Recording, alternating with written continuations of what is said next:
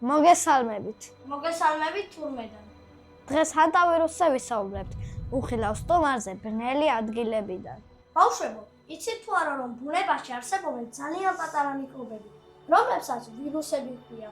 ზოგი მათგანი ადამიანს ავარცხეს.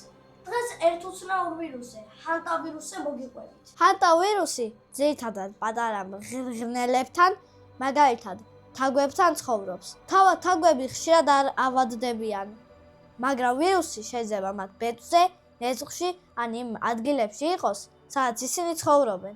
ახლა წარმოიდგინეთ ძველი საწყობი მიტოვებული სარდაფი ან ტყის პატარა ქოხი. თუ იქ თაგვები იყვნენ, ჰაერში შეიძლება ძალიან პატარა მტვერი აფრინდეს.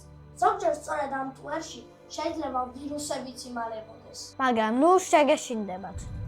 ჰანტავირუსი იშვიათია და მეცნიერებმა უკვე კარგად იციან, როგორ დავიცვათ თავი. აი რამდენიმე მარტივი წესი. ყოველთვის დაიბანეთ ხელები. მიტოვებულ ადგილებში ფრთხილად იყავით.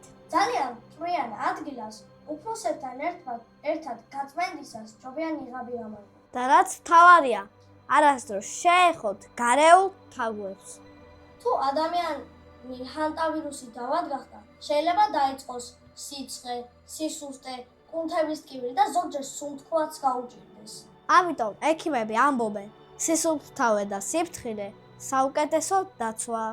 და იცით რა არის ყველაზე საინტერესო? მეცნიერები მთელ მსოფლიოში ყოველდღე სწავლობენ ასეთ ვირუსებს, რათა ადამიანები უსაფრთხოდნენ. შეიძლება მომავალში რომელიმე თქვენგანიც გახდეს მეცნიერი, რომელიც ახალ აღმოჩენას გააკეთებს. გემშვიდობებით! შეხვედრამდე!